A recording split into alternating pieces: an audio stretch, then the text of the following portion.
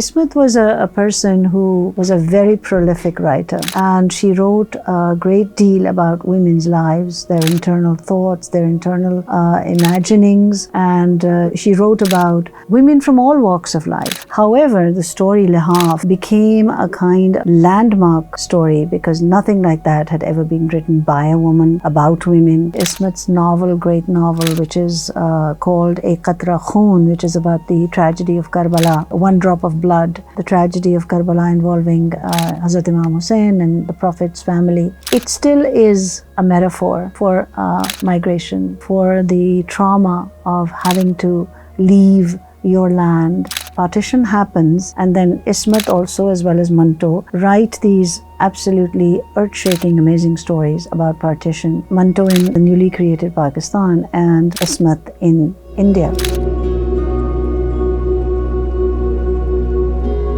Assalamu alaikum. My name is Tahira Naqvi. I'm a clinical professor of Urdu language and literature at New York University, generally known as NYU, in New York, US. I've been teaching Urdu for almost 20 years, but before I became a teacher of Urdu, I was primarily involved with translation of Urdu texts, primarily the very well-known Indian writer Ismat Chugtai. And today I thought I would talk a little bit about Ismat, introduce her to perhaps audiences who are not aware of who she was and what her importance is in Urdu literature. So she is regarded, born in 1915, she died in 1991, and she's of course Indian. She is known primarily for her very forthright, very courageous, very bold, and completely involving free thinking in her writing, and especially her short fiction. So her fame actually as a writer began with her short story Lihaf, which we translate as the quilt in English, and Lihaf, which is, just if you read it, you will think, well, I mean, this is just a short story. What is so remarkable about it now? But at that time, it was something that shook the reading audiences. It was a story in which a young narrator, a young girl, about 11 or 12 years old, narrates a story about a visit to a distant relative, an aunt, and there she experiences a relationship between her aunt, who is Begum Jan, and her maidservant. The relationship appears to be sexual in nature, although the young narrator is unable to fathom what it is. Anyway, the story sort of ends on a note where the narrator describes some of the things that she sees or she feels, and that is that. However, once the story was published, it created a great furor among the reading audiences, and the public was up in arms against the story, against the subject matter. And not too many months later, after the publication, Ismat was charged with obscenity by the Indian courts, and she was taken to court along with Manto at that time, who was also charged with obscenity for his story Kholdo. So anyway, Ismat had to be in court for a while, and eventually the case against her was dropped because, according to the obscenity law at the time, no four-letter words could be found in the story. However, the story Lihaf became a kind of landmark story because nothing like that had ever been written by a woman about women. And although later on Ismat, in her writings and in her essays, interviews, etc., said very strongly that she was sorry she had written Lihaf, because people began to associate her with Lihaf. But it's important historically to place that in perspective and to see that that's where Ismat's career as a feminist begins. However, we have to look at other stories as well. We have to look at her novels, her novellas, in order to gauge completely and fully the picture of Ismat as this great writer who wrote not only about women, about poor women or women who were oppressed, but about women generally, about their culture, and about the society of which they were a part. Ismat also, like many other progressive, she was part of the progressive writers movement. So as many, like many other writers of the progressive writers movement, she also was concerned with the idea of partition, which was looming on the horizon at that time. And so partition happens, and then Ismat also, as well as Manto, write these absolutely earth-shaking, amazing stories about partition. Manto in Pakistan, the newly created Pakistan, and Ismat in India. So I'm just going to mention some of the stories briefly. One of the most important stories that I think we consider to be kind of a shift in terms of how Ismat was writing is called Jade, Roots, in which Ismat delves into the question of relationships between Hindus and Muslims and living in the same neighborhood as friends, and how the idea of partition and how the idea of separation of these peoples and their cultures and their geographical spaces, how that creates a kind of a particular situation, a particular mood, a particular history for those people, and anybody then who subsequently reads these stories. So Jade was about these two families, one Hindu and one Muslim, who had lived in the same neighborhood for a very, very long time, over several generations. And then, interestingly enough, she uses, again, she was very fond of doing that, uses children as the spokespeople for what the adults are feeling, rather than have the adults actually take it out on each other.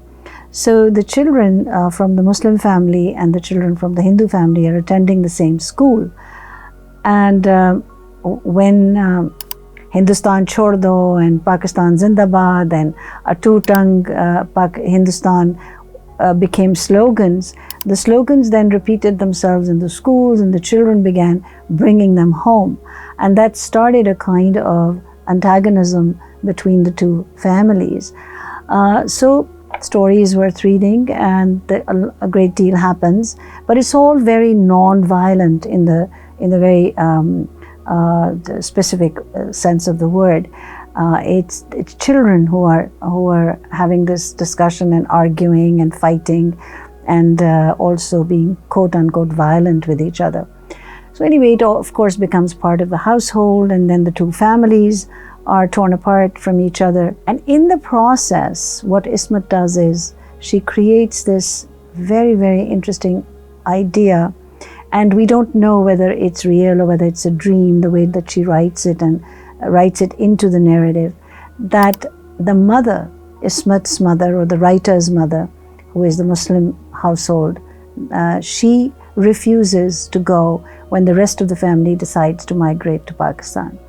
And she does not go with them, in fact. As she is lying there alone in her room, having been abandoned by her family, who has already left, she remembers her past. She remembers her past as a young bride, as a person who came and started her life in this house and in this neighborhood.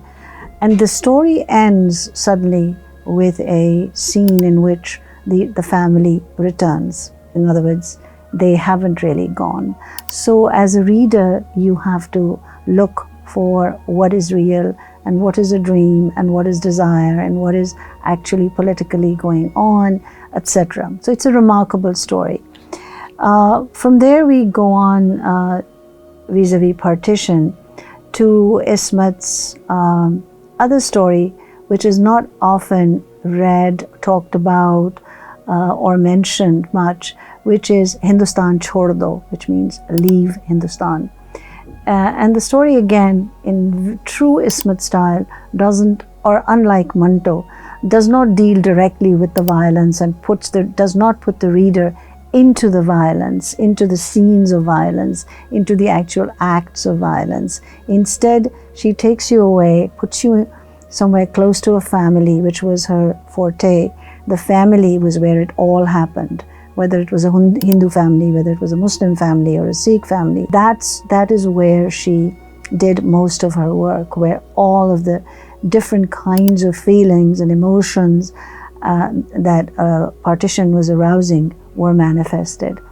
And so in this, strangely, the story is about Sakhubai, who is a very poor Hindu woman, and her boyfriend or your friend, Jackson Sahab, who is an Anglo-Indian or I should say, an Englishman who has stayed behind.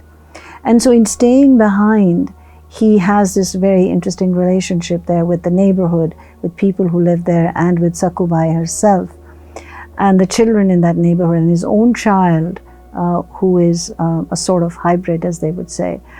And so in writing the story, Ismat delves into the various deeper and more interesting and more difficult to understand affects of partition, and how partition affects people or affected people who had already then migrated, and how they adapted, and what was it? Did they really adapt, or was it a kind of semi-permanent situation?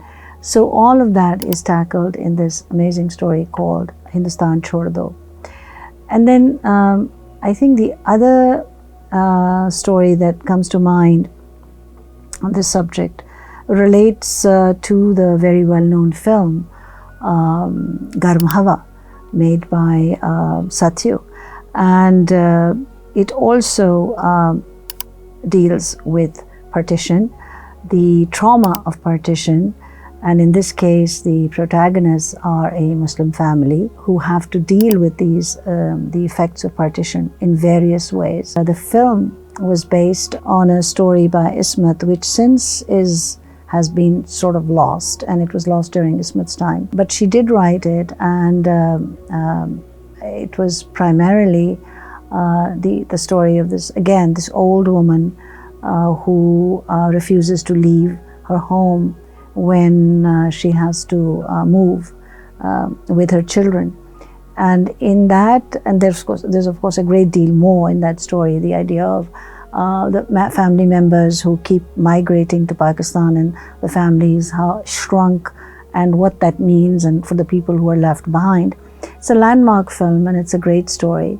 And we see Ismat's various techniques of storytelling very much at work. Finally, I think I will talk a little bit about Ismat's great novel, which is called A Qatra Khoon, which is about the tragedy of Karbala, and can be translated as the one drop of blood, the tragedy of Karbala. In that particular story, although the story is about Karbala, and it's about the tragedy of Karbala involving Hazrat Imam Hussain and the Prophet's family, it still is a metaphor for migration, for the trauma of having to leave your land, and how that affects you, and how the rupture creates a kind of long-lasting sense of tragedy that unfolds in various ways.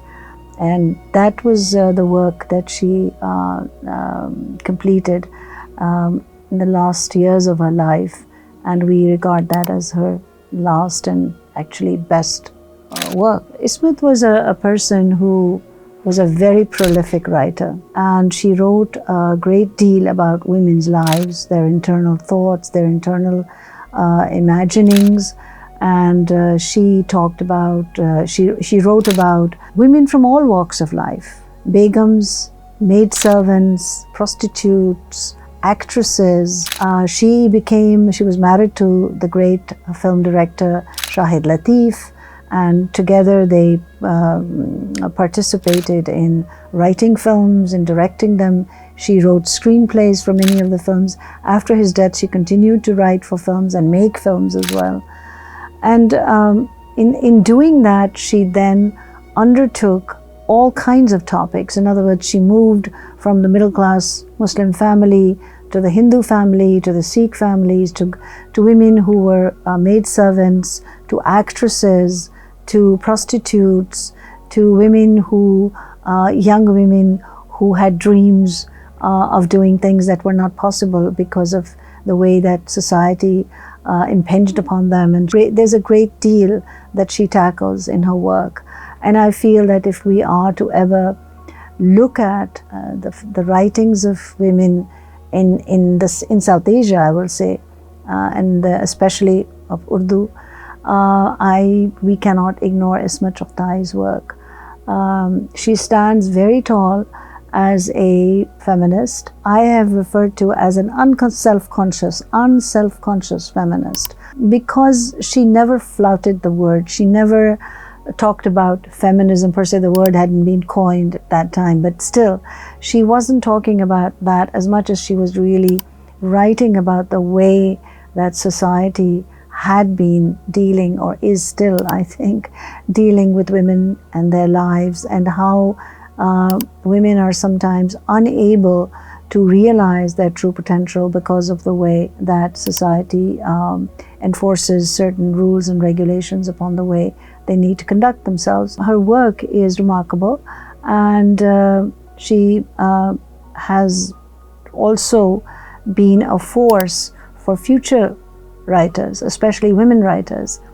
And I feel that writers who came later, who came to maturity later, like Khadija Masroor and Hajra Masroor, were very much influenced by the way that she approached writing in a very free and a very bold and unafraid manner. And so when we actually now look at feminism, when we study feminism in South Asia, we cannot do that without first also looking at the work of Ismat Chugtai. Thank you.